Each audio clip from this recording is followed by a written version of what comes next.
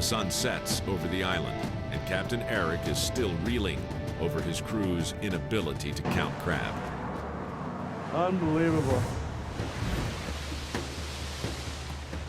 The fishing more violent. Relentless breakdowns of machines and men are taking their toll as the hunt continues for the deadliest catch.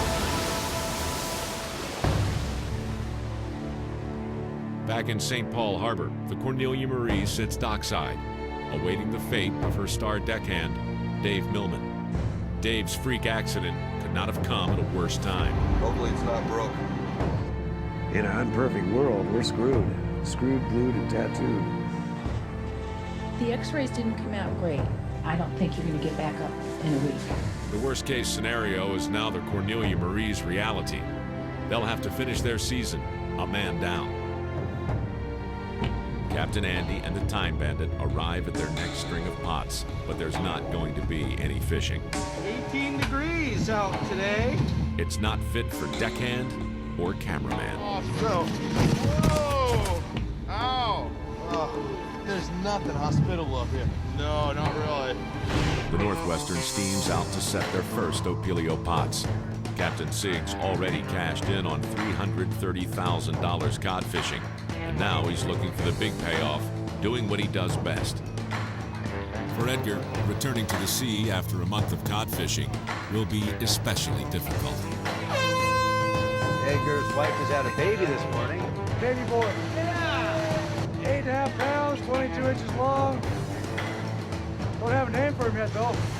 You know you're a real fisherman when you can stay up here, want to be here, and still have a baby at home. Fisherman's got to do what a fisherman's got to do. That says a lot for the ladies, too. It's about 5 in the morning here. We're heading out for our second trip. The Maverick has just finished offloading 70,000 pounds in St. Paul, and now they're headed out to get their next strings. It's day 11 of their journey, and the deckhands have averaged only 3 to 5 hours of downtime per night. The crew is ready to start hauling pots, but there are 4 inches of ice on the deck. That's worse than beating ice off the frickin' boat. Ah, help me!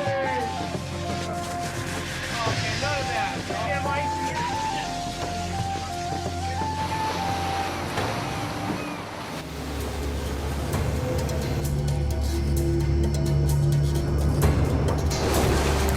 The crew pulls their first pot,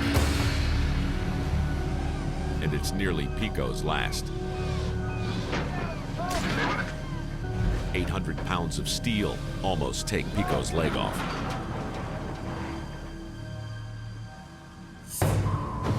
Captain Sig maneuvers the 126-foot Northwestern far west of the fleet. On deck, his crew is battling fatigue. This will be my second time sleeping since we got back out here this trip. Yeah, I'm ready for my nap. These guys don't get tired. They're robots. That's what they've been trained. Robots. You just plug in their little batteries, jam some food in their mouth, lay them down for 4 hours, and then it's like the Ever-Ready bunny. They keep going. That's their job. They're great at it. I know I'm fishing them right now. There's no question about it, but they just gonna have to suck that up. They'll sleep later. That goes things on the rampage again. So we just leave them a little note and let them know.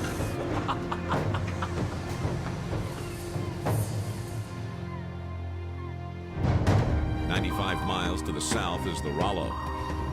Captain Eric's prospecting has paid off, with numbers averaging close to 300, a crabber's dream.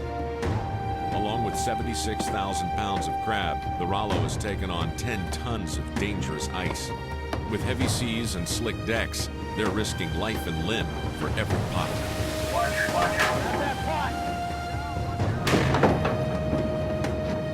After just 4 hours of sleep, the Rollo crew is back fishing. They're getting good crab, but the conditions are sloppy. 340, 340. Captains depend on an accurate crab count to avoid going over their quota. But for the tired crew, the priority is just staying on their feet. The count's got to be wrong. Someone down there's not counting. I had 16. 16? Yeah. 200! Captain Eric has reached the frozen harbor of St. Paul. The crew is surprised by what they see in their first hold. I think we got more than we thought we did. The consequences for delivering over quota can be catastrophic. Captain Eric is surprised by visitors from the Department of Commerce. Yeah, once you start offloading, you have to offload all your crab before you can go back out fishing. Eric has no choice but to offload the rest of his catch, and since he's already over quota, he has to sell it for less money.